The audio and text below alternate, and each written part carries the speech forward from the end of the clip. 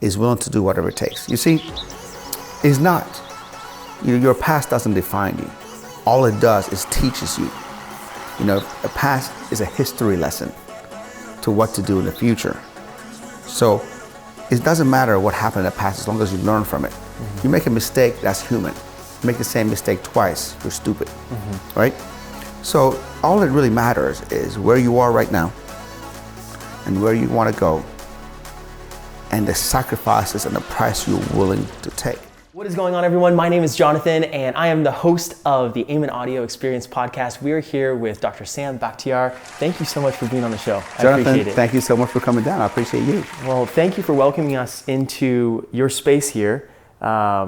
Your garage is a total work of art. Thank you. Is it one of your favorite rooms in the house? I mean, I can tell there's a lot of attention and detail. I only have 2 rooms in this whole house, man. One is the garage and one is my office. Okay. Everything else, my family, my girls, my kids took over. Okay. So the only sacred place I have is the garage and the office, and that's it. Very cool, very cool. Well, I love what you've done with it, and it's definitely inspiring to see that attention to detail. Thank you. Give me a little bit of a background on who you are, the companies you run. Tell me about the camp, 1% Nutrition. Yeah. Just give us a little high-level overview of what you do. Well, I'm the CEO of 1% Nutrition and also the CEO of the Camp Transformation Centers. Camp Transformation Centers we are an international franchise. We're all over the United States and now going to South America and Mexico. Wow. And I'm the CEO of 1% Nutrition, which is a brand that I created, which is, serves a purpose. Becoming a 1%er, becoming the best version of yourself, not being better than anyone else, is taking your own path, doing your own thing, and becoming the best version that you can possibly be. I love that. Now obviously, this is a pretty nice environment. We're in with the cars. I know we're going to get some B-roll of that for everyone who's watching or listening. And if you're listening, make sure you go check this one out, because this is the one that you're going to want to see on YouTube for sure. But you definitely came from some humble beginnings. I've heard some podcasts, a little bit about your backstory. Give us a little bit of where you came from. Well, I was born in a third world country. I was born in Iran. Okay. We all are familiar with Iran because they always have drama, and they had drama when I was born. When I was born, and not too many years later, we went into war with Saddam Hussein in Iraq, and it was an 8-year war. Over 1 million people died in that war, and I remember growing up and we getting bombed on every night. We heard sirens, and there were planes flying, and there were bomb dropping. You got anti-air missiles going up, and it was crazy. It was like fireworks, but it was really war. Back then when you said, "Hey, we're at war," you actually heard machine guns and you heard planes. Thank God we live in the United States. We go to war, we don't know we're in war. We don't hear the planes, we don't hear the tanks. And that's why this great country is so amazing, because they found a way to protect us from all that drama, all that craziness. Do you find it's surreal sometimes looking back at that? Absolutely. Because how old were you when you moved to the States? I was 11 years old. Okay. I was 11 years old. And when I was moving to the United States, man, I thought that I was going to Beverly Hills. Because when my mom said, "We're going to move to the United States, I don't want you to go to war, I don't want to die here." So I did my research, and you do the research back then by going to the TV. There was no internet. So I was watching American shows. American shows back then, there was like shows like Dallas, Dynasty, and the A-Team. It's like comparable to like the Kardashians of today, And I was looking at those shows, and I'm like, wait a second. Everybody's a multimillionaire. Everybody is, have Bentleys and mansions and swimming pools in their house. I can't wait to go to United States. Boy, was I wrong. Because when I came to the United States, my uncle picked us up from Pittsburgh Airport. And so you flew into Pittsburgh? Yes, okay. We flew into New York first, and then we flew to Pittsburgh. But we just stopped in New York, went to Pittsburgh. And he picked us up, and he lived in a little town called Sharon, Pennsylvania. Okay. And Sharon is a very, very hick, very homogeneous town where it was only black people and white people. We're the only minority in that entire area. You and your mom? Me and my mom and my uncle. And your uncle. How did he end up there? He went there to finish up college. Okay. So he went to the United States to, to get his engineering degree. Okay. So that's the only relative we had, and he was gracious enough to welcome us and take us to his home, and we went with him, and then we got a job at his store. So being an immigrant, I know an immigrant mentality is often that, it's important to be a doctor, a lawyer, failure, right? It's kind of that saying as it goes. Yeah. You coming to the United States, then that was kind of your path, I'm assuming. Is that correct? Did your mom put pressure on you? And you're mentioning your mom here. Did your dad come over? No, my mom and my dad got divorced when I was 3. Okay. And my dad went away to Canada. Okay. And I never saw him again. So it was tough growing up without a dad. Yeah. It was tough growing up coming to a new country, not knowing anything, not having any friends, not knowing the culture, not speaking the language, not wearing the same clothes as everybody else, and you're 11 years old. At that time, you're preteen, you're very sensitive. That stuff's important. Shoes you're wearing, all that stuff. Yeah, speaking of shoes, man, I literally had like Payless shoes for so many years. And the kids made fun of me, and like, oh my God, you can't afford Nikes. And my dream was to get a pair of Nikes. And I literally hounded my mom for like 2-3 years. Mom, I want a Nike, I want a Nike. And at that time, the new Nikes were like, $35-$40. And I hounded her. So finally, after like 2 or 3 years, she saved up and bought me my first Nike. I never forget, I went back to school and I thought I was just the man. It was like I would transform my whole entire life. I never want anyone to come near my shoes, don't want to step on my shoes. I kept them clean. Every few minutes I looked at them, I wiped them down. It was crazy. That's cool. So the shift then, and we're going to get into this a little bit because I'm interested about your educational background. Yeah. How did your mom take then you going from being highly educated, and we're about to get this, multiple degrees, your doctorate. How did she take going from that route that seems like you were pursuing to, hey, I'm going to start my own company, so I'm going to be an entrepreneur? I kind of fooled her, to be honest with you. My mom growing up, my mom always said, Sam, you can be only 3 things in life. Either a doctor, lawyer, or engineer, because if not one of those, then you're a failure. And I prefer a doctor, Sam, and she walked away.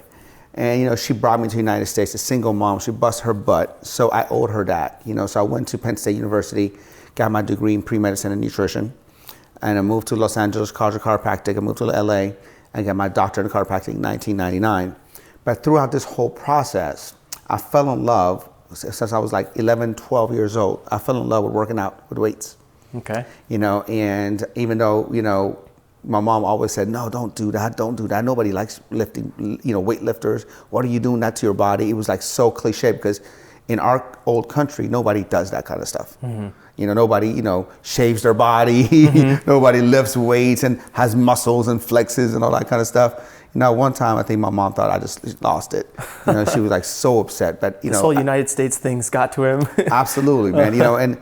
And bodybuilding, the reason I love bodybuilding and body transformation and working out with weights and nutrition is because not only what it did for me on the outside, but it really what it did for me on the inside. That was the big transformation. Obviously, I started, getting little baby muscles. I started increasing strength. I got some muscle tone. But man, my confidence, my self-esteem, my productivity. And I think that, life is just like lifting weights, because no matter where you go in life, right, there's bigger obstacles coming your way.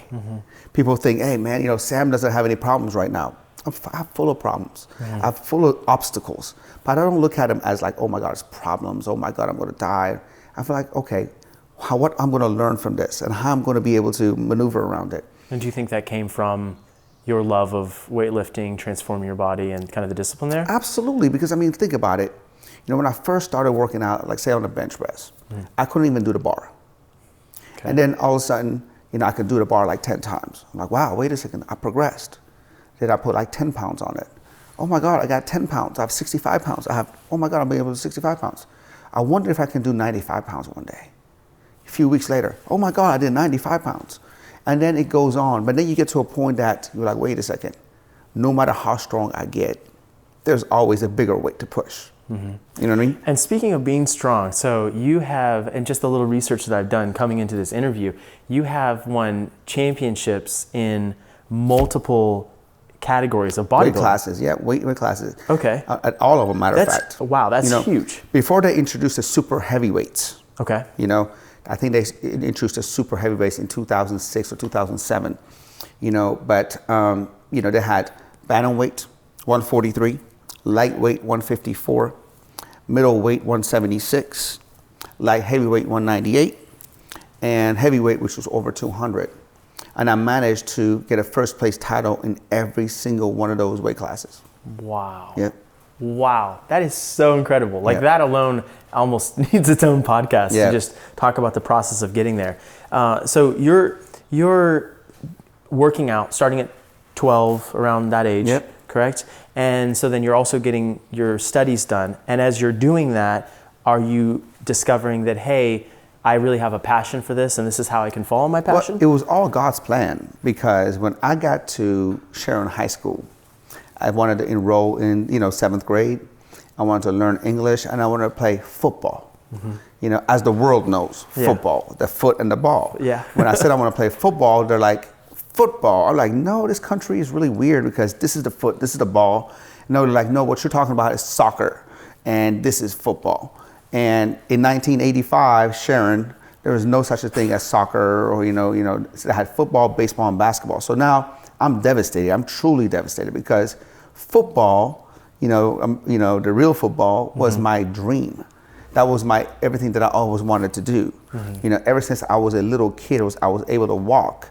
I was playing football, and I come to a country that don't like, well, we don't even do that here, and now I don't have any friends. I don't have, the sport that I love. I mean, I was infatuated. I used to watch the World Cup. I would study the players. I knew all the players. I knew what they did. I knew their stats.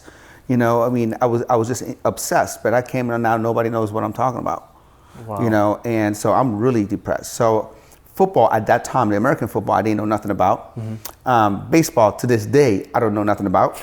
Honestly, to this day, I don't know what.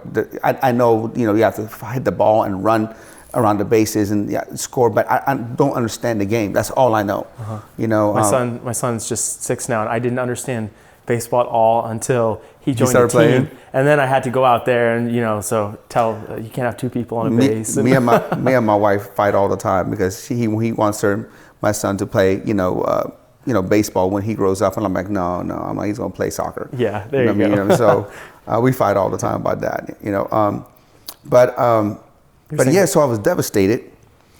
So I didn't know anything about football. Today, I didn't know anything about baseball, but I knew basketball, not because I ever played basketball. I knew basketball. I knew what the object of the game was.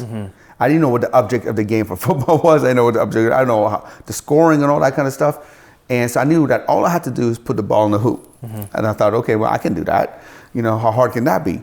So I tried out for the scrimmage, I tried out for the team, and I didn't make the team. And Ryan, I was the only one. I was the only one that didn't make the team. Everybody who tried out made the team.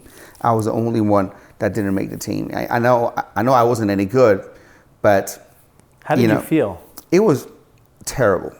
Because you sound competitive. I'm very competitive. I'm very competitive. I've always been competitive. Yeah. I hate losing. I remember, playing cards with my grandma when I was 5, and my grandma beat me. I would run out and cry out of the room. So I was always a very competitive person. So now, in this country, just took my whole identity away. And so now I come home. I tell my mom, I hate this country. Nobody likes me. They don't have what I love. I want to go back to my own country. At that point, I was in more pain than getting bombed on. Because I was getting bullied. I was called names, anything from terrorists and names I don't want to even say on your podcast. And, getting bullied, getting called names, cut from the basketball team, ridiculed, laughed at, everything from my, athletic ability to my clothes, to my hair, everything. And my mom said, you know what, we don't have that option. We can't go back. So we have to stay here. So here's what you're going to do.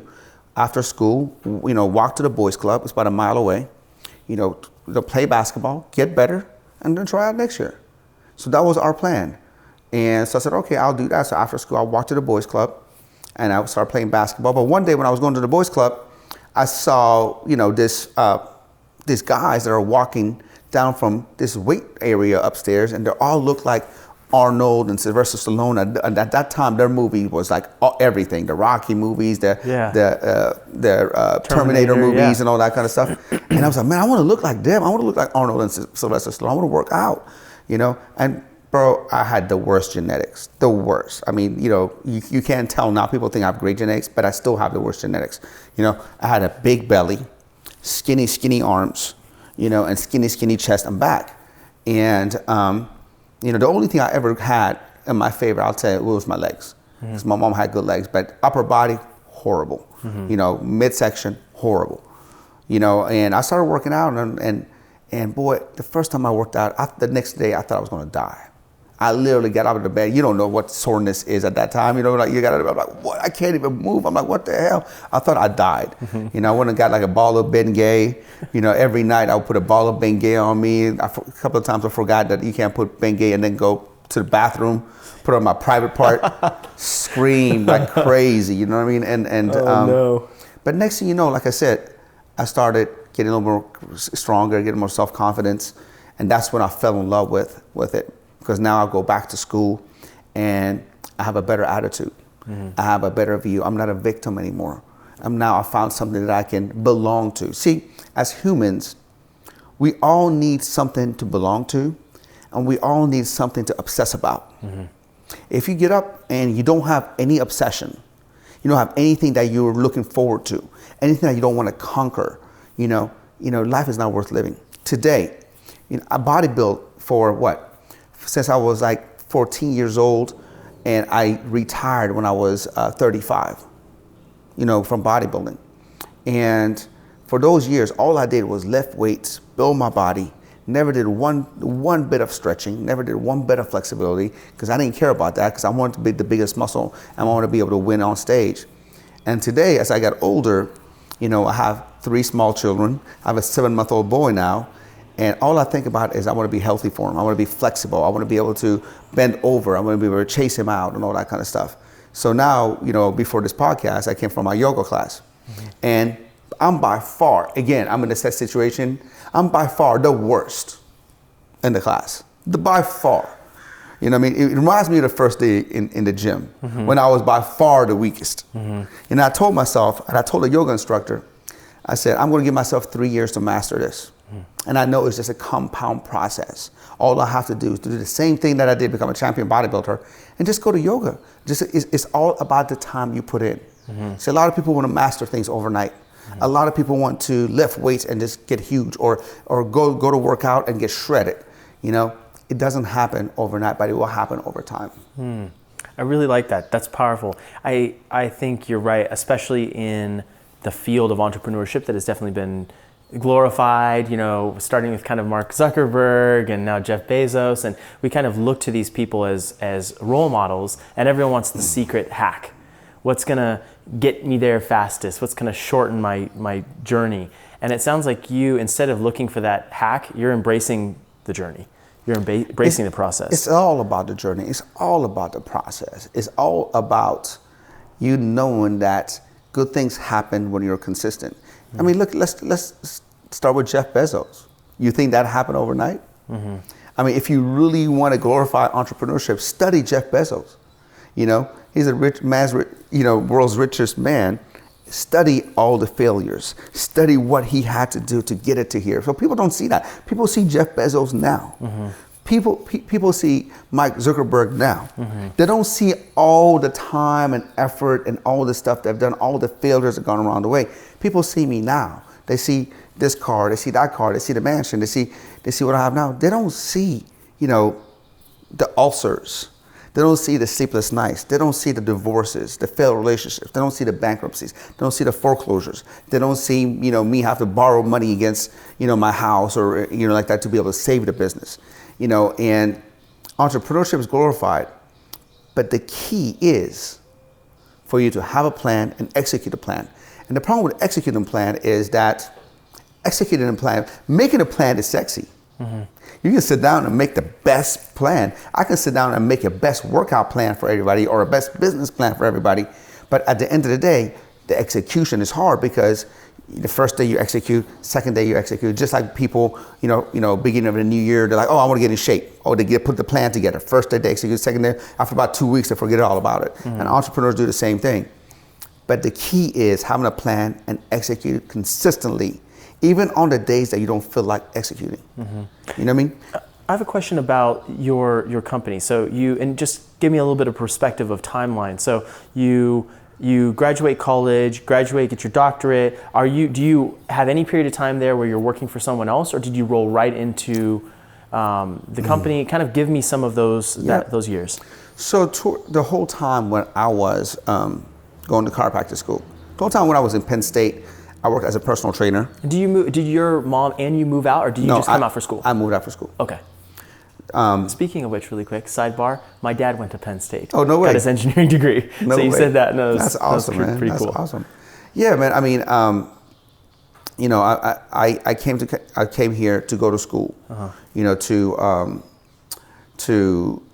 once I got out of school, at Penn State, I did personal training, and I did bouncing. I was a bouncer at a cowboy bar, on the weekends. Nice. So I was working like 30 hours as a personal trainer, and about 15 hours a week as a bouncer, and then when I came to California to go to chiropractic school, the whole time I was doing personal training, and I was studying. Were you working for like 24-hour fitness? Yeah, so I started working at Bally's first. Okay. Then I went independent. I worked for myself, and then I was working for myself and managing a bunch of LA Fitnesses and their personal training as well. Oh, very cool. Yeah. Okay. So I got out of school, and I graduated December of 1999. Okay. And by February 15th of 2000, I started my business. Wow. So like literally 2 months later. You rolled it right in. And that was the camp, correct? That was Fitness Concepts. Okay. Fitness Concepts was, which is the parent company for the camp. Fitness Concepts was founded in February 15th of 2000, which was me basically giving LA Fitness a huge amount of rent to be able to run my training inside of one of their locations. And at that time, my rent was $17,500. This was 1999, 2000. Per month? Per month. Oh, wow. And I wanted to, but I knew the numbers.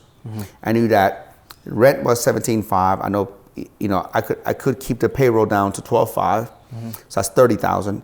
So all I had to do is produce $40,000 in personal training, which is a pretty hard deal to be able to make about 10 grand.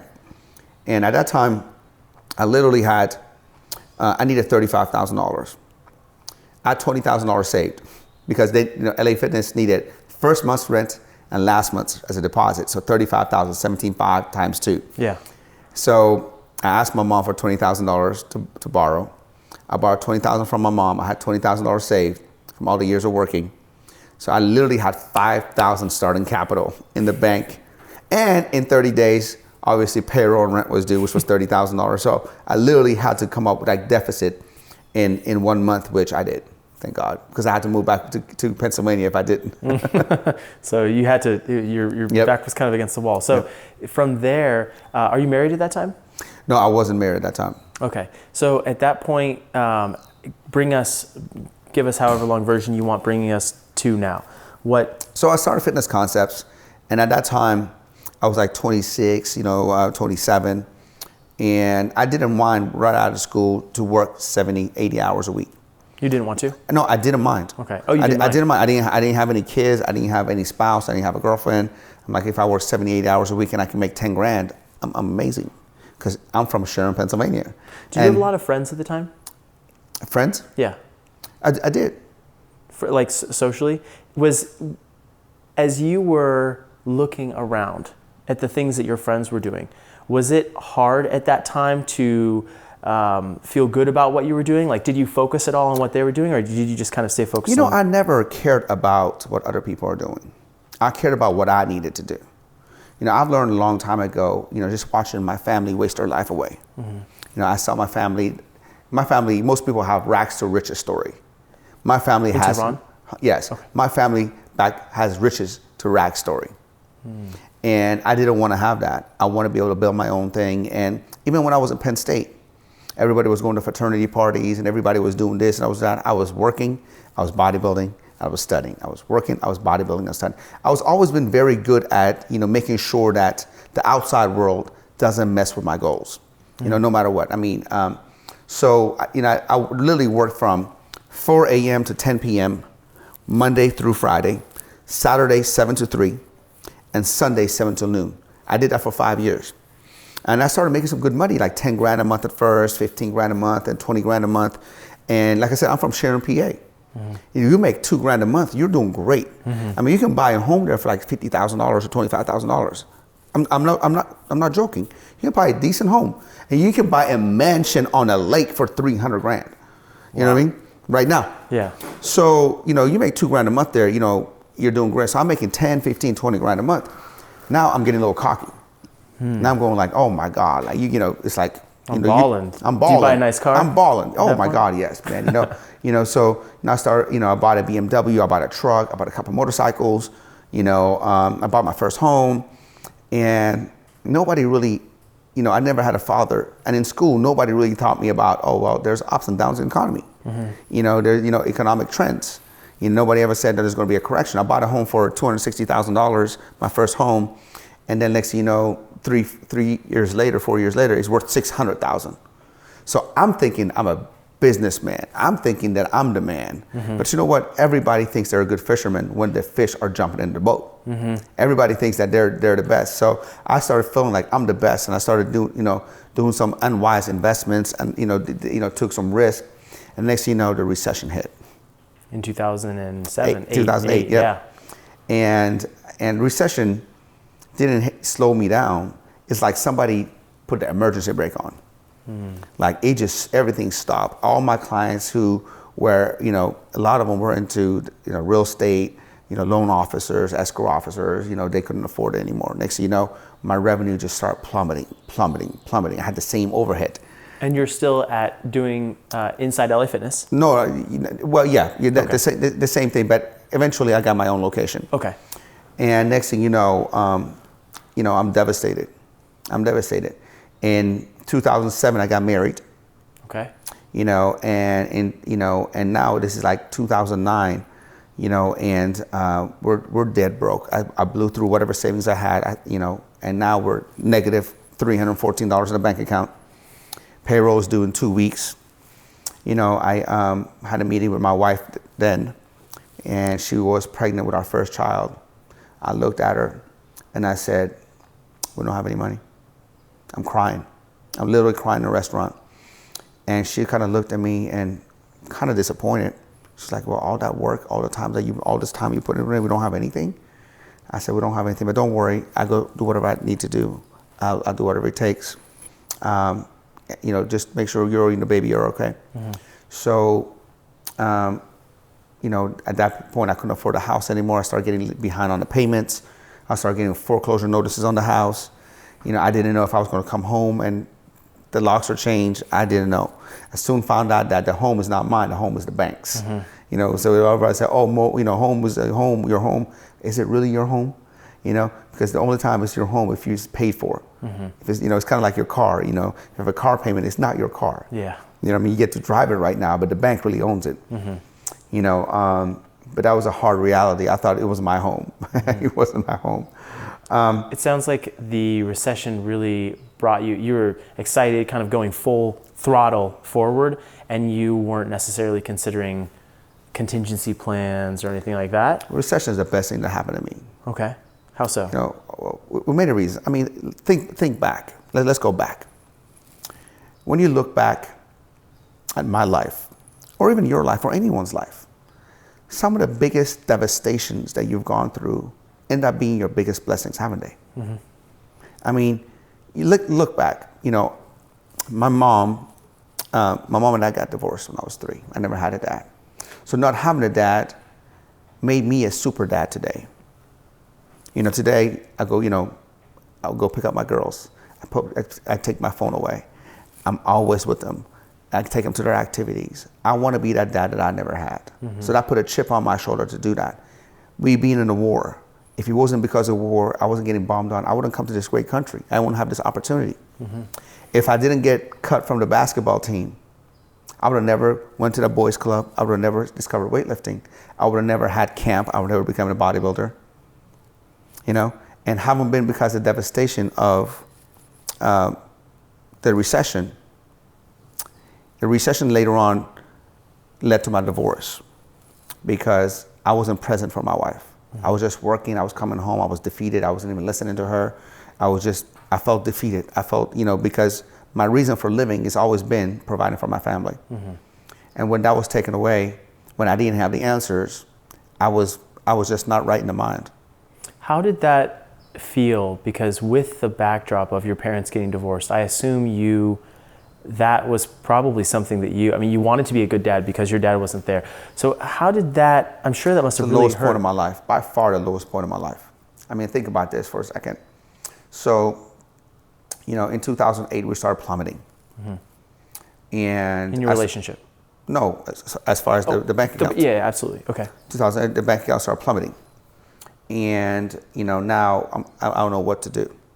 In 2009, I'm starting getting foreclosure notices on the house. In 2009, my first daughter was born. So I waited all this time to finally have some money in the account to be able to provide for my family. And now everything was taken away.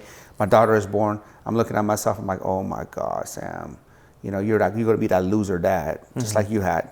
You're going to be that dad that was never able to provide for you. How you just brought a kid in this world and you don't have a dime to you. Now you start regretting all your choices you made and all the stuff that you did and all that kind of stuff. And you go through a little mini depression. But for me, the antidote of depression is always action. I might be depressed for a day or two. I might go to bed depressed and, have a few slices of pizza. The next day I get up and I'm like, all right, well, staying in bed ain't going to do it. I got to get up. I got to put a plan. I got to put a plan to it and I have to execute. And that's what I did. My plan of execution was just work, trying to come up with different programs, different incentives, trying to figure this out. Because I put that plan and my wife wasn't in the plan because I was like, there was no, all right, well, I'll come home and spend some quality time with your wife. No, I was just working because I wanted to just provide. And I thought my wife would understand. That's what I thought. My thought was, oh, she knows I'm trying to say. She would just kind of she'll know I'm starting a family. Yeah. Well, in 2014, I started getting some traction. I started figuring things out. We started the camp in 2010. So, and just let me backtrack really quick because I think so many people who are listening to this might be in there between 2008 and 2014, maybe right now. And those are tough years to be in. The worst. Right? The worst economic meltdown that we ever had. Did you, when you're feeling that depression, when you're getting up, when your wheels are kind of spinning, but you're not going to be pushed down, you're going to keep kind of fighting, but you are a little bit depressed, back and forth, you're feeling, like, what am I doing? You're second guessing yourself. Did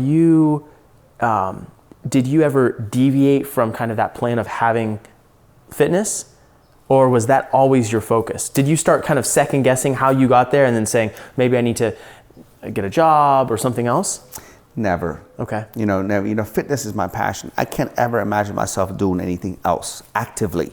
Now, don't get me wrong. Passive income. I can do real estate. I do real estate and all that kind of stuff. But actively, this is what I want. This is my calling. This is what I'm passionate about. And I'm so lucky that I was able to make my passion into my paycheck. I can't go.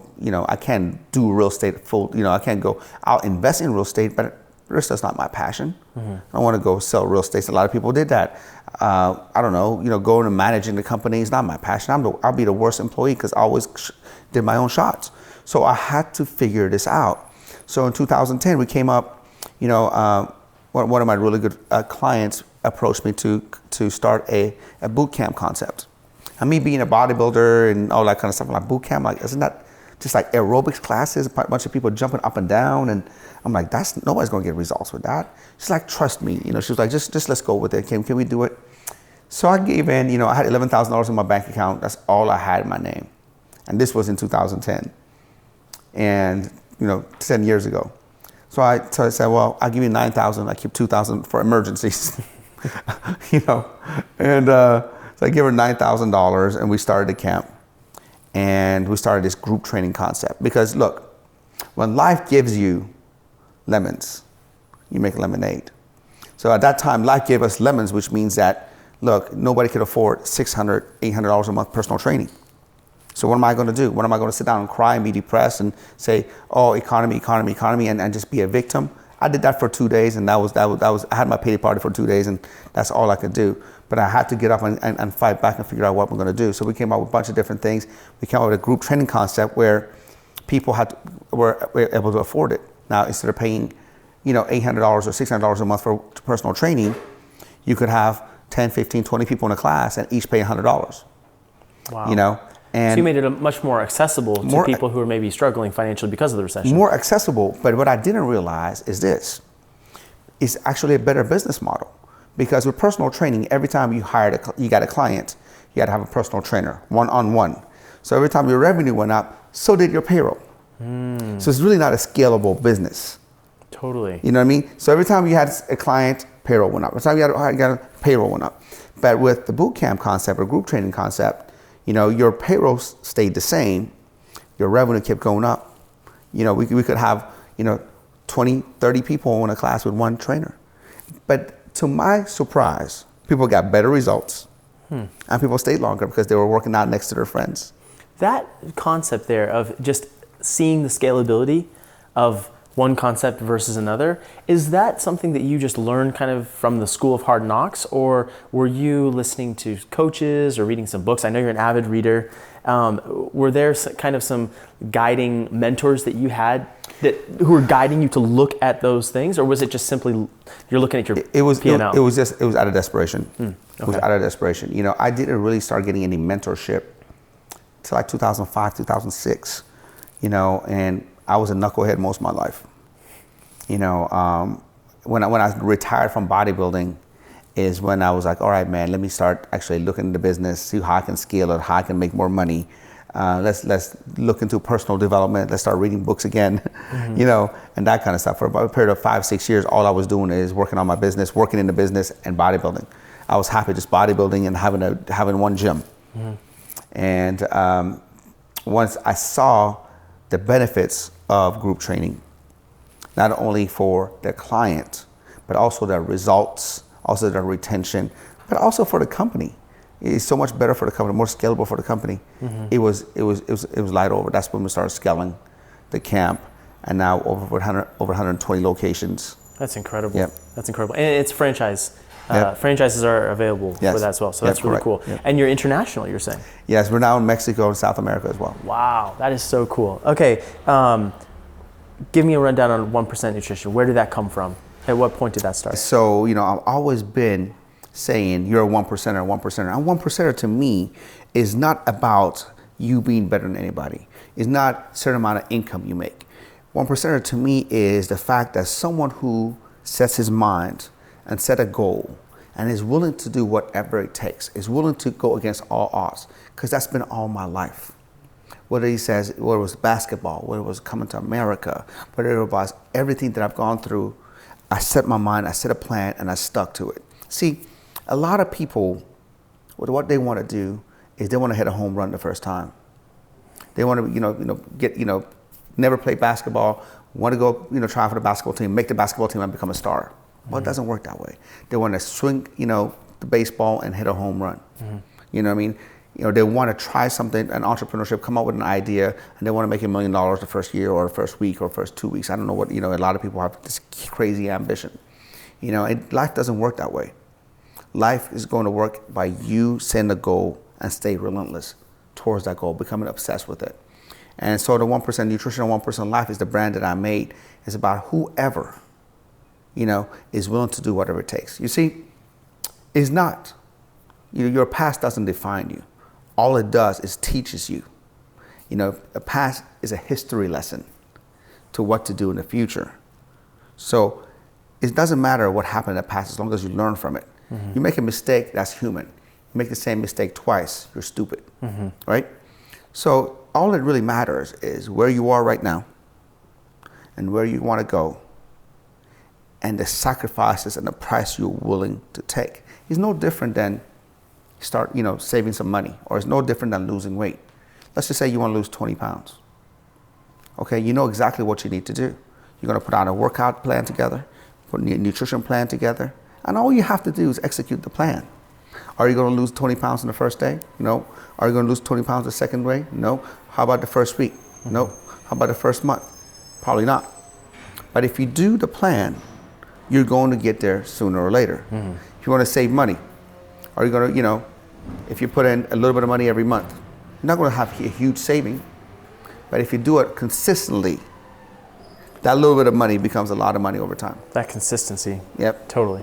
Last two questions here as we're getting ready to wrap up. We're talking about the different businesses that you have, 1% Nutrition, the camp, and some of the other things that you've done. How do you focus? How do you time manage? Because now I assume you have quite a few things that you're doing, right? You're on the podcast here, kids, your relationships, your business ventures. How do you manage your time so that you're really, really effective? That's a great question. You first got to ask yourself, what is more important to you? What are your priorities? What are your top priorities? And my top priority has always been three things. Other than God and serving humankind, my top priority has always been, number one, provide for the family. Spend time with the family and stay healthy so I can do 1 and 2. Mm-hmm. You know what I mean? Mm-hmm. And that's always been my thing. So I fill out my day based on that. So I give myself a, 7 a.m. to 4 p.m. work day. Okay? So from 4 to 7 a.m. is my health time. Mm-hmm. Right? So remember, I don't want to take time from the family. Mm-hmm. So I'm not going to come in at 4 p.m. back home and say, okay, well, I'm going to the gym, guys. Bye. I'm going to see you all day. Mm-hmm. But I need to go get healthy. I'm not going to do that. So I work out when everybody's sleeping. Mm-hmm.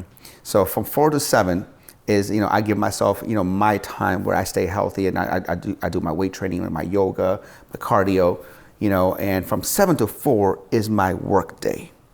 Right? I get to the office at 7 to 4 o'clock. Some days I work from home, some days I go to the office. But at that time, every second, every minute of my day is accounted for. Mm-hmm. You know what I mean?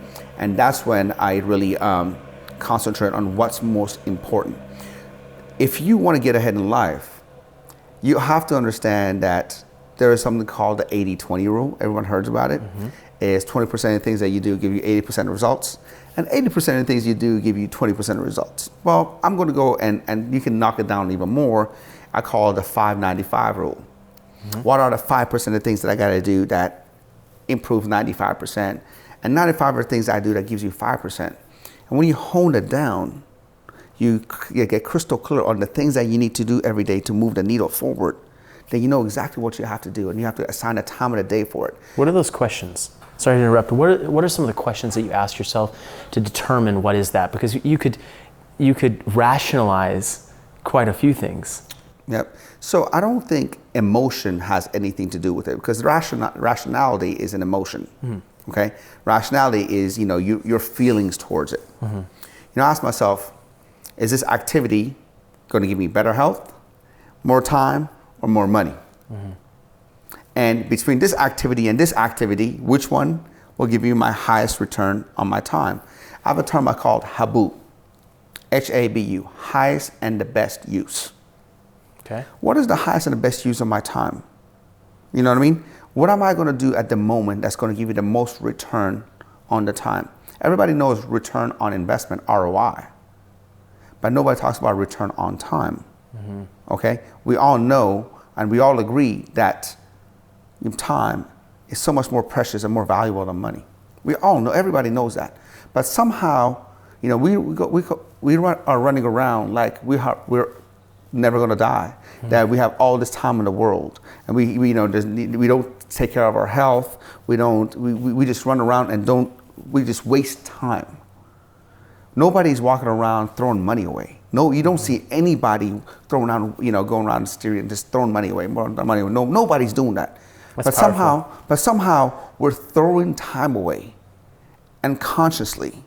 And until you're not conscious about throwing the time and really focus on the things that matter the most, that's when you realize what life is all about. And I see a lot of guys, especially entrepreneurs, and I work with a lot of them right now, that they get depressed because all they think about is money, money, money, money. Right? All they're after is money, money, money, money. They don't take time for their health. They don't take time for their family. And once they make the money, then they're like, their health is the shit. And the kids don't recognize them anymore because they never were there. So you gotta make sure you're intentional about your time, about the things that are important, that's gonna move the biggest level in your life. That's huge. That's definitely something that I'm working on. You gotta eliminate things. You gotta be able to say no. Yeah. You know, you can't just go around and, these days, everyone knows that you can't just come in and talk to me. I'm not trying to be a snob or I'm not like that, but my time, is allowed for certain things. And I'm only going to do things that's on my schedule today at this time. Now, if you wanted to come talk to me another day, we can schedule that. But not all of a sudden. I'm not going to be reactive to life. I'm not going to be reactive to time. I'm going to be proactive. That's really powerful. I have not thought about it that way before, but you're totally right. No one goes around just throwing dollars in the air, but you literally have kind of that set amount of money or time, right? Set amount of time per day. And so being very intentional about it, that's huge. Yeah. I like that. All right. The last question I have for you is, as you have gotten older, matured in business, read more books, had a new relationship, kids, all these things, how has your definition of success changed? Man, it has changed tremendously.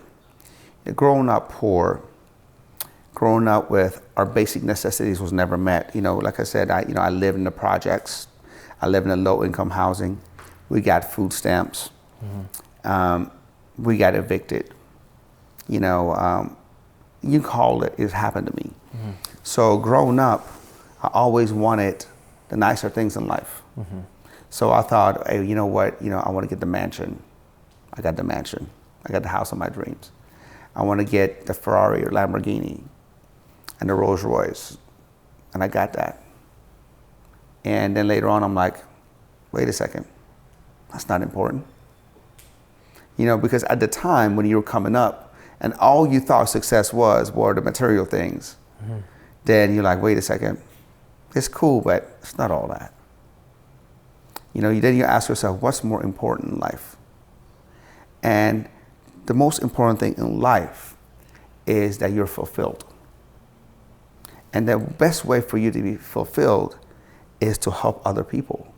See, a lot of people used to tell me that when they were successful. I remember back in the day when I was broke. Well, you need fulfillment and you need to get this and all that kind of stuff. Man, I can't think about fulfillment. I'm about to drown. Yeah. I'm about to lose my house. My kids don't have food. Yeah. I don't think about fulfillment. I'm thinking about money. But once your basic necessities are met, which means that, you have a house that's paid for, you have cars that's paid for, you have some good savings and amount of money in the bank, then what is there after that in life? You know what I mean? And it's not about what am I going to do with a bigger house. There are rooms in this house that I haven't been into in months. There are cars that I haven't driven here in months. What am I going to do with more money? Don't get me wrong. I always would love to make more money, but that's not the sole purpose of my being right now. My being right now is to be able to spend as much time with the children. I want them to remember the things that we've done. I want to be able to sit down there and teach them things. I want to be able to hug them and tell them how much I love them. I would not miss any of their, recitals or any of these. I don't care if I have a big deal coming through. It can wait, And now I want to be able to change people's lives because listen, man, nobody's going to remember the Ferrari when I die.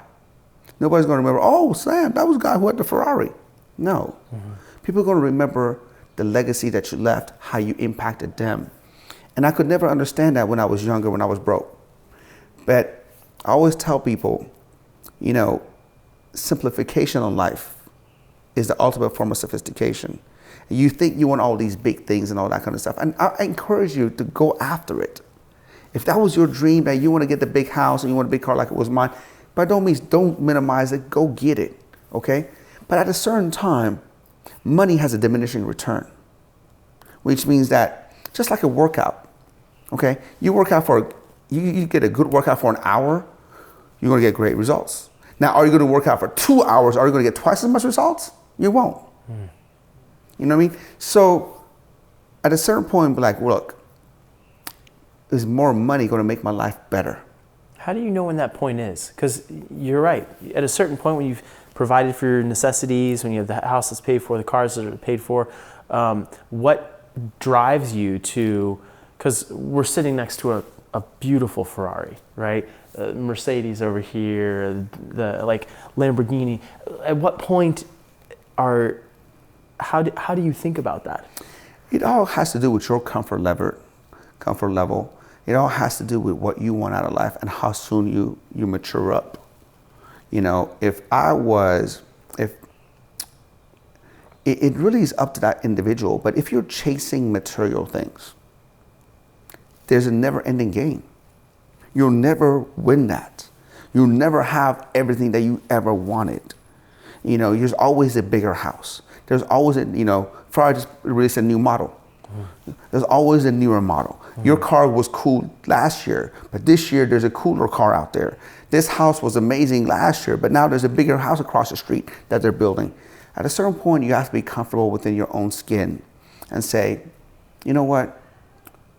There's nothing better than your heart being fulfilled. If I have to now go get the bigger house, but now I have to miss my daughter's recitals, it's not worth it for me. Is that hard, though, as an entrepreneur? Because as an entrepreneur, as a bodybuilder, you're constantly in this mindset where you're smashing your goals, where you're pushing yourself to the next level, You're always hungry, you're always pursuing something different. But in certain areas of life, whether it's a relationship, right, or the cars or the material things, it's gonna really have a negative effect, right, on a relationship. You can't just... No, there's a time and place for everything. And you have to have priorities. Again, my number one priority is to spend time with the family. More than money, more than accomplishments. For me, is the memories that I leave my family, my wife, my daughter, my son. So don't get me wrong, if there's an opportunity that presents itself, that I can make some good money, and it doesn't interfere with my number one reason. That's why priority is so important. I'm all for it. Who doesn't want to make more money? Yeah. I'm not going to sit down here and money is not important. Yeah, I'll make more money, because if I make more money, I can help more people. I can, I can have better experiences with the family and all that kind of stuff. But if I get $100 million check tomorrow, what am I going to do with it? Buy another car? Buy another house? Go to a fancier restaurant? I don't know. What do you mean? We have everything. At a certain point, when enough is enough, and when are you going to be able to say, okay, you know what? I gotta make sure that I don't miss the biggest thing. The worst thing you want to do is grow up and not having a relationship with your children. Growing up and becoming successful, but not helping anyone else along the way. Tony Robbins has one of my favorite quotes that says that success without fulfillment is the ultimate failure. Imagine you're a multimillionaire, you're a billionaire, and you still are not happy within yourself. You still haven't helped anyone. Nobody says you changed their life. Nobody, you all you did was a self-serving individual who just made it, have all these great cars and mansions and things like that, but you really haven't done anything for anyone else. That's an empty place to be. That's an empty place to be, because you know what? You can't hug a Ferrari. You can't, the Ferrari's not going to tell you, thank you for buying me, man. You changed my life. I didn't want to sit in the dealership.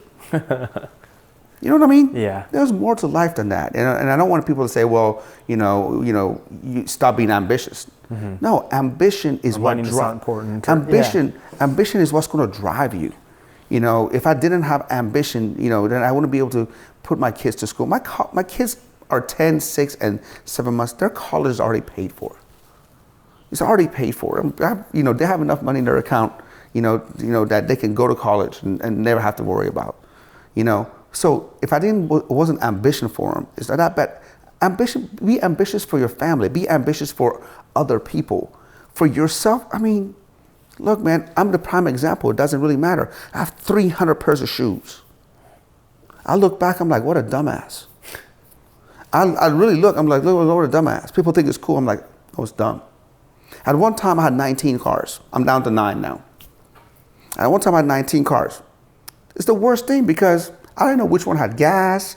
I didn't know which one needed service. I didn't know which one the registration was due. The one time I went to San Diego in my Rolls Royce, I was coming back and I had to get gas, and I forgot I left my wallet in the Ferrari. So I'm at a gas station. That was before Venmo and all that kind of stuff. And I'm they're like, dude, can I borrow $10? The guy looked at me in a $400,000 car, trying to borrow $10 for gas. This simplification is the ultimate form of sophistication. So now, bro, I like wear one shoes at a time. I mean, I literally am in sweats all day. I have expensive jackets and clothes and things like that. But I'm like, that's not what I'm all about. When you become comfortable with who you are, and not wanting to impress anybody else, that's when you change your life. I want to be that guy that oh, guy is in sweats all the time. Wow, he's a millionaire?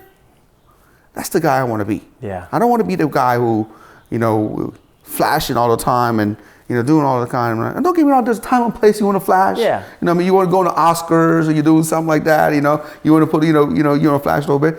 But I don't want to run around. I don't want to go pick up my, the kids with riding a, iced out Rolex and I want to go to a grocery store, man, looking like, a movie star. I don't want to do that. I want peace and quiet and simplicity. Yeah, that's powerful. Thank you so much, Sam. I appreciate it. If anyone is interested in your story, more of your story, finding you also have a book. Yes. Becoming a 1%er. Your podcast, any of your brands, where can they find you? The easiest way is just Google me. Google Sam Bakhtiar, SAMBAKHTIAR, and I'm very active on Instagram. It's the same thing, Sam Bakhtiar, all my handles. You do have a really cool texting platform out now that really provides a lot of direct access. Yes. To you, which is you can text me directly. Thank you for reminding me of that. It's 909-200-4015. Okay. 909-200-4015. Anyone can text me. Yeah, and there's a lot of cool motivational and inspirational stuff. Thank you. Yeah, Sam, thank you. Of course, for having us here and giving us a look into your life and kind of the lessons that you've learned. And I'm excited to start applying some of these in my own life. Well, it's a pleasure. Thank you for having me. You got it. All right. Thanks, everyone.